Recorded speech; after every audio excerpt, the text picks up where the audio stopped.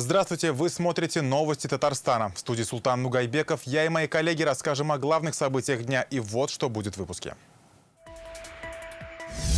Родина дождалась своих героев.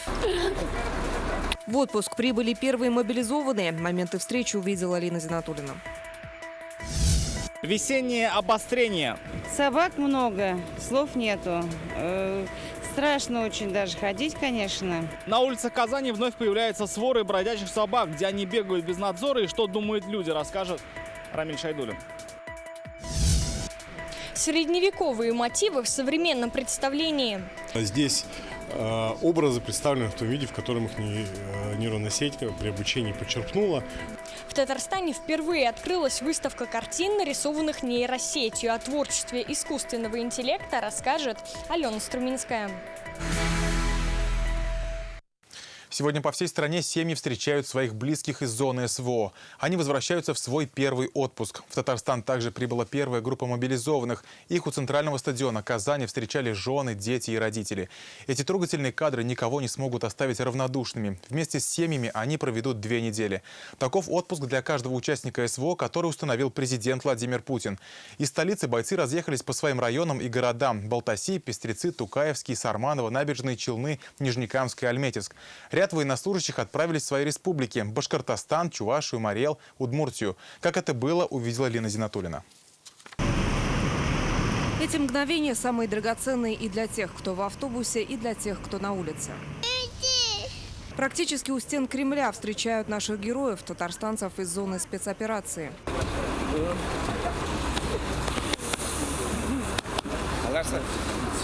Эмоции не описать словами. Многие из бойцов не были дома полгода, кто-то больше года, с тех пор, как отправились защищать жителей Донбасса. Отцы только по телефону видели, как росли их малыши, а дети словно до сих пор не верят тому, что папа дома. Здесь жены и сестры, отцы и братья, дети и мамы, которые лучше других знают, что такое каждый день ждать весточки. Слез счастья сегодня не может скрыть никто. Как дела?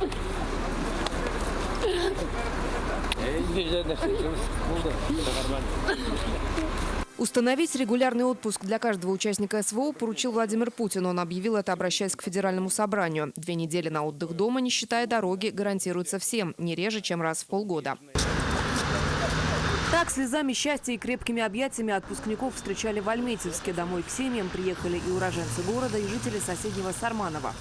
Пока еще даже, честно говоря, понять даже не можем, как бы не верить в то, что даже нам предоставили отпуск. Понимаю, что нам все равно надо вернуться, дело до конца, потому что пока еще мы не победили, дело не сделано, поэтому увидеть родных, показаться, сказать, что все хорошо, все, вернемся живы, здоровы и с победой. С таким же настроем на побывку домой сегодня приехали и мобилизованные из Нижнекамска. Провести с семьей – это самое главное.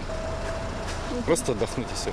Увидеть детей, родных, близких. Бойцы признаются, мыслями они и сейчас вместе со своими боевыми товарищами. Парни, держитесь, все будет хорошо. Самое главное, не унывайте, верьте в то, что вы выдержите все это. И тогда с чистой совестью и спокойной душой вы сможете вернуться домой. Их близкие говорят только об одном: главное – провести время вместе. Максимально больше с ним. Больше ничего. Пожелание нашим бойцам только одно: держитесь, мы с вами. И жены, и матери, и сестры, и братья. Все здесь, все вас ждем. Татарстанцы пробудут с семьями до конца марта. Дальше снова в зону СВО, зная, их всегда ждут дома. Лина Зинатуллина, Рамиль Шайдуллин, ТНВ, Татарстан. В Татарстане на реках Улема, Кичуй и Шишма начались подвижки льда, а на Кубне, Мёше и Мелле продолжается ледоход, сообщает МЧС. На Куйбышевском водохранилище за последние сутки уровень воды повысился на 8 сантиметров. На реках Предволжья и Западного Закамья вода поднялась от 4 до 54 сантиметров. На контроле спасателей 4 подтопленных низководных моста в Буинском, Нурлатском и Новошишминском районах. На местах подтопления работают оперативные группы. Не вброд, так вплавь приходится передвигаться жителям 3 населенных пунктов Озьмушкинского сельского поселения в Тукаевском районе.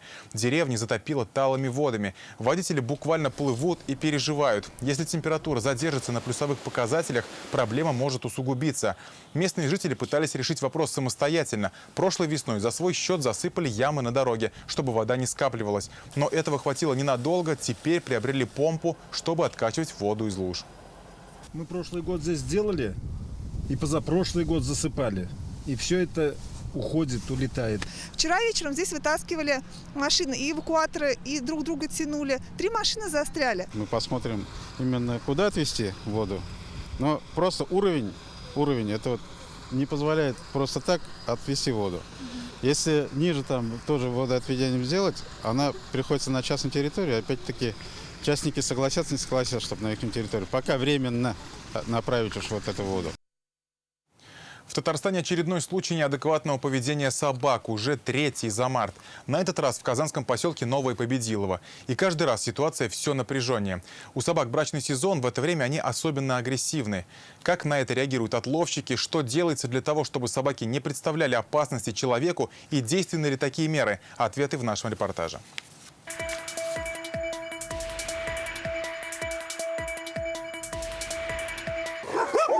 Стая взрослых собак посреди белого дня стоит в поиске то ли еды, то ли жертвы. Во всяком случае, люди осмотрительно проезжают мимо них только на машине. Из одной из них на днях и было снято это видео с криком помощи «Городские инстанции». Обратите внимание на бродячих собак. Сегодня здесь своры уже нет, наверное, потому что с наступлением тепла собаки уже не хотят копиться в одном месте, а спокойно гуляют по окрестностям. Рядом многоквартирные дома, по ту сторону частный сектор, и там люди, которые боятся быть покусанными. Эта дорога ведет к поселку Новое Победилово. Взрослые ходят по ней на работу, дети в школу. Но с каждым днем, говорят казанцы, делать это все опаснее. 20 штук иногда. И с этого, с Гравейки. И здесь тоже ни детей нельзя выпустить на улицу. У нас тоже Победилово. Тут вот даже иногда они набрасываются даже. А один раз я видел, на женщину напали. Собак много, слов нету.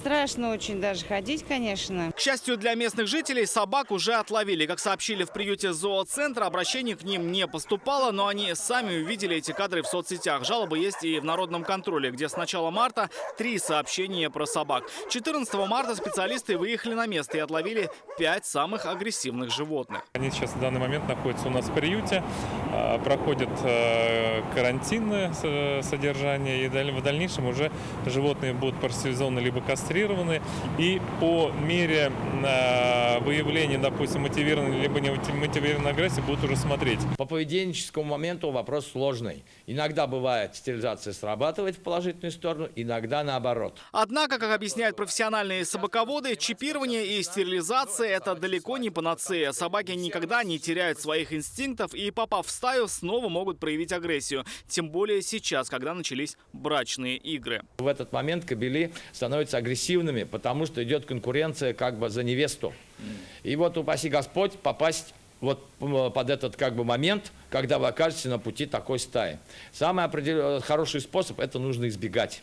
Лучше обойдите. Так называемая собачья свадьба, которая в среднем длится 3 недели, закончится к середине апреля. Хозяевам домашних собак в эти дни советуют быть особо аккуратными. Они запросто могут или примкнуть к бродячей стае, или стать их жертвой. Как показывают первые дни марта, жертвами становятся и люди. Чтобы таких случаев было меньше, специалисты по отлову просят обращаться по единому номеру, писать в Народный контроль, на сайт мэрии или в открытую Казань. Рамиль Шайдуллин, Нархус Ахметов, ТНВ, Казань.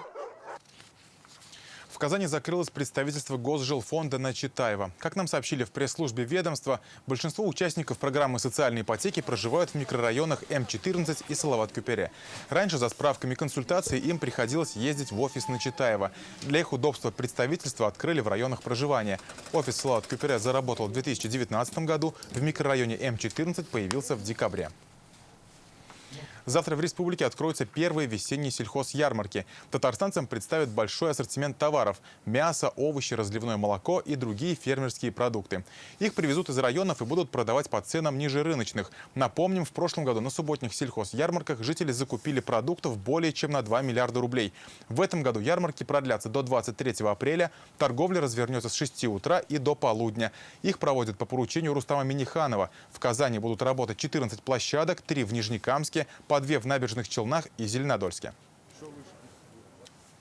Татарстанцы в этом году резко начали экономить на собственном здоровье, домашних животных и книгах. Зато увеличили траты на красивую жизнь, путешествия, рестораны, цветы. Какие выводы из этого следуют, читайте в интернет-газете «Реальное время». Сегодня Рустам Минниханов с рабочей поездкой находится в Самаре. Здесь прошло заседание Совета при полномочном представителе президента в ПФО. Главы регионов обсудили реализацию мер по улучшению делового климата и поддержку инвестиционной активности для обеспечения устойчивости экономики, технологического и инфраструктурного развития. За вклад в социально-экономическое развитие Татарстана и достигнутые успехи в области жилищного строительства Рустаму Минниханову объявлена благодарность президента России. Ее вручил Игорь Комаров.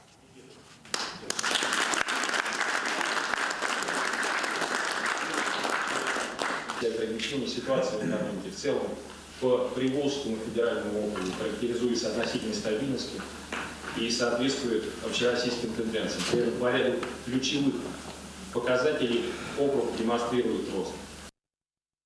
И в Самаре Рустам Минниханов встретился с начальником Куйбышевской железной дороги Вячеславом Дмитриевым. Говорили об итогах прошлого года и задачах на этот. Обсудили взаимодействие в организации железнодорожных перевозок и совместные проекты. Раис Татарстана отметил, ежегодно по Куйбышевской дороге перевозится более 15 миллионов тонн грузов, нефтепродукты, зерно, строительные материалы и удобрения. Основная доля приходится на предприятия Камского кластера и резидентов Алабуги. Ожидается, что в ближайшие годы объемы будут расти, поэтому нужна модернизация ЖД-инфраструктуры. Вячеслав Дмитриев поблагодарил Рустама Минниханова и правительство республики за особое внимание к отрасли. Первое заседание Оргкомитета по подготовке к международному форуму «Казан Digital Week» прошло сегодня с участием премьера Алексея Песошина. Поскольку форум в этом году будет федеральным, по видеосвязи встречу провел глава Минцифры страны, председатель Оргкомитета форума Максут Шадаев. Он отметил, «Казан Digital Week» очень востребован, поскольку цифровое развитие остается важнейшим приоритетом. Форум пройдет с 20 по 23 сентября. Его миссия – обмен научно-технической информацией, решение задачи импортозамещения и обеспечение технологического суверенитета страны. Председатель Совета Ассоциации содействия цифровому развитию Рифкат Минниханов подвел итоги прошлогоднего форума. Нынешний будет еще масштабнее. В 143 программных мероприятиях Международного форума «Казан Digital Week 2022» приняло участие более 17,5 тысяч человек. На выставочной площадке форума были представлены 222 образца продукции от 133 организаций и компаний. Несмотря, в общем, на все, так сказать, происходящие события, цифра остается важнейшим приоритетом, и в этом смысле темпы и динамика роста у нас неплохие. Вот, поэтому, наоборот, даже я могу сказать, нам сейчас есть что показывать, в том числе новые разработки, которые сейчас как раз активизировались. В Казани сегодня прошел стартап-тур фонда «Сколково». Это одно из крупнейших событий в IT-сфере страны. В столице Татарстана он проводится 6-й раз, впервые в новом IT-парке имени Башира Рамеева. Сегодня здесь собрались лучшие IT-специалисты из Татарстана и не только. В программе деловые дискуссии, фестиваль креативных индустрий и выставка стартапов. В работе форума принял участие директор Ассоциации содействия цифровому развитию республики Рифкат Минниханов. В этом году на конкурс заявились 103 участника, 20 вышли в полуфинал. Сегодня они представили свои инновационные проекты, такие как сервис по анализу снимков головного мозга, проект, объединяющий доноров и реципиентов, татарстанский аналог приложения по поиску попутчиков. Аналог татарский Баблакар. Чем мы лучше? У нас есть преимущество. Это мы можем перевозить посылки. Это пассажир может выбирать место, где он будет ехать. Это может пассажир сам создавать поездку, чтобы не ждать водителя. Или водители будут отвлекаться на эту поездку. Я бы, конечно, отметил степень и уровень проработки проектов. Конечно, благодаря тому, что создана большая инфраструктура здесь, профессиональная управляющая команда, профессиональное министерство. Конечно, те проекты, которые приходят, по сравнению, может быть, с другими регионами, они, конечно, достаточно хорошо проработаны. Мы сейчас озадачены вопросом строительства нового технопарка в Набережных Челнах. Он есть, он уже не справляется, потому что Челны переехало 400 высококвалифицированных инженеров не только со всей России, с компанией Tesla, Volkswagen, есть китайский партнер. Новым ректором Болгарской исламской академии избран Фархат Хуснудинов. Такое решение сегодня приняли на Совете учредителей учебного заведения. Оно прошло в Казанском исламском колледже при участии руководителя администрации Раиса Республики Азгата Сафарова. До этого Фархат Хуснудинов работал председателем Конституционного суда Татарстана. Судьей он был избран в декабре 2014 года. Прежний ректор Айнур Тимирханов перешел в Академию наук на должность вице-президента Академии. Будет курировать научные исследования, связанные с исламом. Сегодня выступил с поддержкой нового ректора, который был представлен нашему совету учредителей.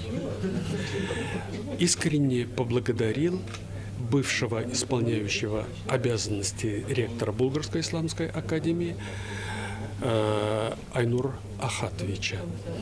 Сделано много, но предстоит еще огромная работа по созданию нашей мусульманской, российской мусульманской богословской школы. За 5 лет в академии проделана очень большая работа, налажена система, материально-техническая база хорошая. Все те отношения, которые были выстроены предыдущим ректором и академии со всеми структурами, это и с духовными управлениями республики, России, Российской Федерации, я могу только заверить, что они будут продолжены более в тесном контакте. На месте новой моей работы в системе Академии наук, где до этого я отработал почти 2 десятилетия, я буду заниматься, по сути, курированием той же сферы исламского образования, но передо мной ставится задача, обеспечить более тесное взаимодействие академических и федеральных образовательных учреждений в контексте более эффективной реализации стратегии развития Академии на новом этапе. Предстоящая сессия Госсовета Татарстана пройдет 23 марта. Решение об этом сегодня приняли на заседании Президиума. На повестке 25 вопросов, это 16 республиканских и 4 федеральных законопроекта. Большинство связано с приведением в соответствии с федеральным законодательством и Конституцией Татарстана. Также на сессии рассмотрят изменения в законы о развитии малого и среднего предпринимательства, градостроительной деятельности, о мерах по защите прав и законных интересов ребенка, нематериальном культурном наследии и продовольственной безопасности. С докладами о работе за год выступят уполномоченный по правам ребенка, бизнес-омбудсмен и главный судебный пристав. По итогам минувшего года татарстанское отделение партии «Справедливая Россия за правду» вошло в топ-10 лучших региональных отделений. Об этом сообщили сегодня на партконференции. На встрече подвели итоги работы в 2022 и обозначили задачи на этот. «Справедливо-Россия» намерена участвовать в доп. Выборах в Госсовет Республики и муниципальные советы. Депутат Казгордумы от партии Рушан Мингазов решил отправиться добровольцем на СВО. Он подписал контракт на полгода. Рушан Мингазов в прошлом сотрудник Росгвардии и активно занимался волонтерской работой, доставлял гуманитарные грузы в зону специальной военной операции. Уже через несколько дней у него начинается боевое слаживание, а затем Рушан Ильдусович отправится в командировку в зону боевых действий. До этого он, как и многие наши партийцы, да и, в общем-то, как и я сам, помогал в сборе гуманитарной помощи и технических средств. Врачи со всей России сегодня собрались в Казани на конференцию «Нуриевские чтения». Ежегодную встречу организует клиника Нуриевых, где уже 20 лет лечат бесплодие. На 2 секциях обсудили диагностику бесплодия, современные методы лечения, коммуникацию с пациентами. Подробнее в репортаже. Золотой стандарт на сегодняшний день – это лапароскопия. Какие методы диагностики и лечения разных причин бесплодия оптимальны? Здесь разбирают конкретные диагнозы и случаи. Успешными наработками делятся основатели и сотрудники клиники Нуриевых, ведущие специалисты из Москвы и других городов. В 3 залах более 300 репродуктологов, гинекологов, хирургов со всей страны. У нас конференция не первый год, и действительно многие приезжают в Казань для того, чтобы именно увидеть наше предложение, основанное на доказательной медицине, прежде всего. И тот опыт, который действительно мы как частники можем представить. Отдельная секция посвящена менеджменту в здравоохранении. В клинике Нуриевых успешно внедрена японская система бережливого производства кайдзен. Наша клиника действительно имеет определенные преференции.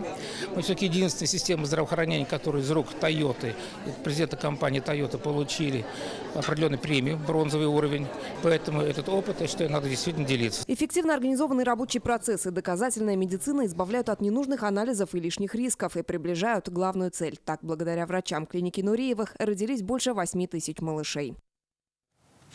В Татарстане впервые представили выставку картин, созданных нейросетью. Она открылась сегодня в IT-парке имени Башира Рамеева. 7 картин на разную тематику написали с помощью искусственного интеллекта Тоня-Л. Его разработкой 2019 года занимается группа татарстанских IT-специалистов. Кроме картин, на выставке видео и музыкальные клипы, они тоже созданы нейросетью. Заменит ли искусственный интеллект художников и аранжировщиков, задалась вопросом Алена Струминская.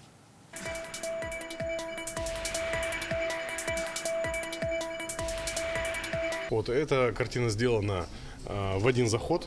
в течение примерно 10, я уже не помню, 12 часов. Так выглядит средневековая история в представлении искусственного интеллекта. На картине разные слои реальности той эпохи. Это одна из 7 работ, которую создала нейросеть. Противопоставление левой и правой части, поэтому ее было проще наращивать. Как создаются картины при помощи искусственного интеллекта? Цифровой художник Илья Мерин рассказывает, это долгий и сложный процесс. В программу нейросети человек вводит ключевые слова и цвета, которые он хотел бы использовать. Далее дело за программой. Зачастую здесь очень непредсказуемо, то есть как мы учили и что показывали в виде моря, и что конкретно нейросеть запомнила, может быть достаточно неожиданно. Поэтому там есть определенные хитрости, умение и понимание, что должно быть композиционное. Получается, без художника машине не обойтись. Тематика картин разная. Здесь и город животных, и японские виды, и видение известных работ знаменитых художников. Например, картина по мотивам «Кричащего папы» Фрэнсиса Бэкона. Яркая и очень добрая. Как говорит автор выставки, картина «Сердце музыки». Она создавалась специально по заказу одного татарстанского музыканта под его предпочтения и интересы. Это еще одно доказательство того, что такое искусство в последнее время набирает популярность. Нейросеть стала востребованной в последние годы. Цена одной такой картины около 60 тысяч рублей. Искусственный интеллект создает не только художественные работы, но и видеоклипы или киносценарии. Я не специалист в этой области, но мне душевно очень понравилось. В любом творении есть душа, потому что все равно запрос вводил человек, а значит, у него были какие-то мысли, как это должно выглядеть. Но если задать правильную генерацию, то, мне кажется, какой-то смысл можно донести. Споров вокруг того, может ли искусственный интеллект творить подобно человеку, много. Некоторые считают, что за таким искусством будущее. Другие не видят здесь высокое творчество. Я уверен, что те художники, у которых есть свой собственный стиль, в любом случае будут выигрывать в нейросети. И покупатели, и какие-то коллекционеры приходят за работами конкретного художника, а не его работ. Есть ли в картинах, созданных нейросетью, смысл? Могут ли они заменить работы классиков? Ответы на эти вопросы каждый посетитель сможет найти здесь. Выставка открыта до 17 апреля. Алена Струминская, Алмаз Зиединов, ТНВ, Казань. Акбарс выиграл первый матч у «Адмирала» и повел в серии. Встреча прошла в Казани. В первом периоде барсы усилиями Александра Радулова и Станислава Галиева повели в счете 2-0. Во втором отрезке гости смогли сравнять счет. Исход встречи на 47-й минуте решила шайба Никиты Лямкина. Итог 3-2 в пользу казанцев. Тренер «Адмирала» Леонид Тамбиев посетовал на большое число удалений в своей команде, отметив, цитата, «Артистов у соперника больше, где надо за лицо схватиться, где надо упадут». Зинтула Беллидинов на пресс-конференции отметил, нет, не могу так сказать, не знаю, почему он так подумал. Следующий матч пройдет завтра, также в Казани. Мы попытались сделать все, что необходимо для нас. Мы говорили больше о своей игре, ну и, конечно, о сопернике. Чуть-чуть. Братцы, чуть-чуть еще приблизились, да? Туда, куда мы идем. Дальше больше. Говори. Раз, два, три! В центре Казани наступила настоящая весна. В ботаническом саду КФУ буйство красок. Расцвели лимоны, мандарины, камелия японская, орхидея и адениум. Всю эту красоту и нежность запечатлел наш оператор Лисан Саитова. Давайте мы посмотрим. Первые цветы – это очень важно. Первые цветы будут лишь однажды. Пусть они завянут без следа, но таких не будет никогда. Первые цветы сердце ждет, волнуясь. Первые цветы – это как люблю вас. Пусть летят года, это навсегда.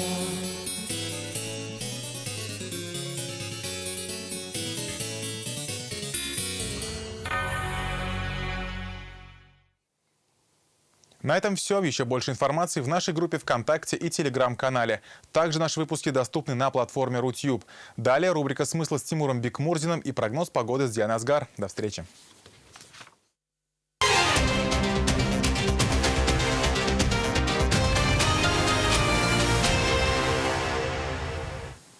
Здравствуйте, с вами Тимур Бикмурзин. Это рубрика «Смыслы» на ТНВ.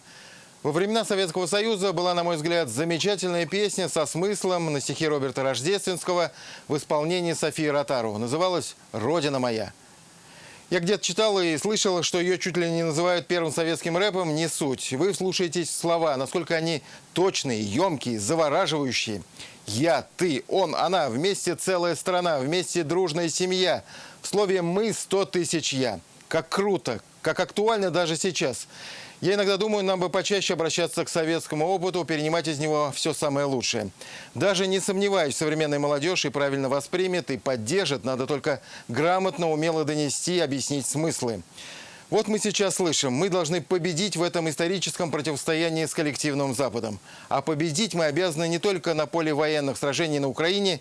Здесь результаты есть и будут скоро усиливаться, но и на всех других фронтах. Экономическом, идеологическом, информационном эти противостояния обещают быть не менее ожесточенными, бескомпромиссными и, к сожалению, более затяжными. И тут важный момент, почему я вспомнил про замечательную советскую песню. «Мы» – это прекрасно, но «мы» состоит из огромного количества «я». Даже не сотен тысяч, а сотен миллионов. Если есть ощущение, что наша личная победа над собой не будет влиять на нашу общую победу, то это ошибка. Победа нужна во всем, и поэтому фронт сейчас везде, и он у каждого свой. В экономике, неважно, это крупный завод или небольшая мастерская, мобилизация и дисциплина должны быть на одинаково высоком уровне. Кто-то возразит какие-то банальные вещи. Говорите, это и раньше было так, и сегодня не совсем. Раньше, объективности ради, заводы не особо страдали из-за, мягко говоря, слабой работы местных небольших компаний. Есть они хорошо, нет, найдем поставщиков из-за границы. А чаще всего изначально строили свой бизнес, исходя из поставок и технологий, из запчастей и любых других товаров из западных стран. Теперь все резко изменилось. Хорошо, что есть Китай, Индия, но даже не экономисту понятно, надежнее и во всех смыслах выгоднее развивать кооперацию с отечественными малыми предприятиями. Из общения с предпринимателями знаю, сейчас наблюдается небывалая активность именно в сфере производственного бизнеса. И крайне важно этот порыв поддержать, воодушевить энергичных, смелых, инициативных. Поддержать не только и даже не столько дешевыми кредитами или другими льготами, сколько реальными заказами. И государственными, и от крупных частных заводов. Второе пожелание уже традиционное – не мешать, то есть дать малому бизнесу максимум свобод. Ну и третье, самое актуальное и острое сейчас для любого бизнеса, и крупного, и малого, и производственного, и сферы услуг – проблема обеспечения кадрами. Как ее решать – отдельная тема, и есть смысл к ней отдельно вернуться. И, кстати, может быть, и стоит повнимательнее изучить лучшие советские практики. Это была рубрика «Смыслы» на ТНВ.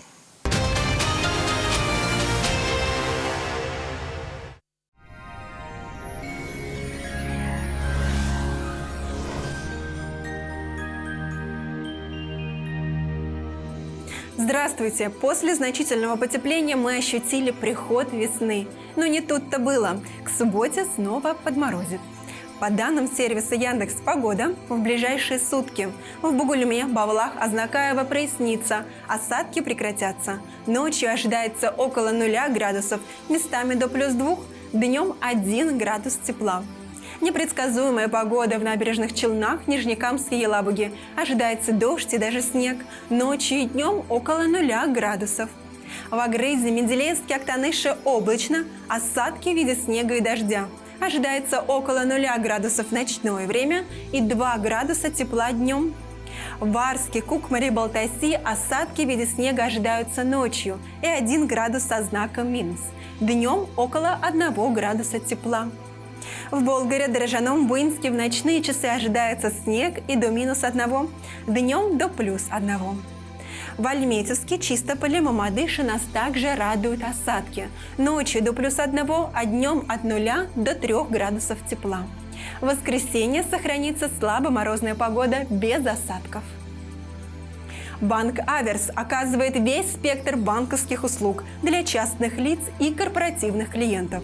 Для бизнеса банк предлагает услуги по расчетно-кассовому обслуживанию, кредитованию, банковские гарантии и продукты с возможностью эффективно размещать свободные денежные средства.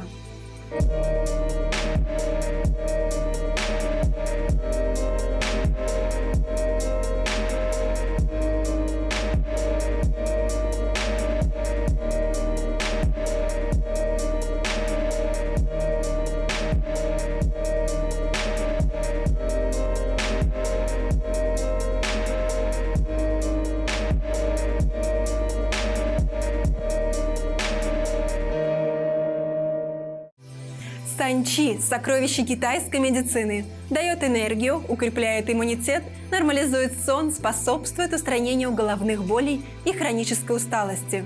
Санчи – источник энергии и долголетия.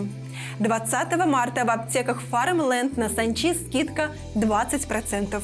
Телефон для справок 8 927 236 71 75. Сайт sanchi.rf.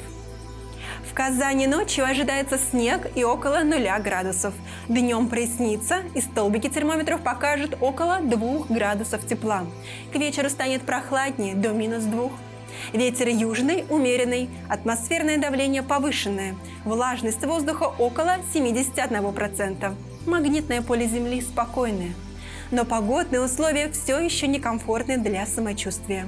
Берегите свое здоровье, радуйтесь весеннему солнцу и любите жизнь. С вами была Диана Асгар. До скорых встреч!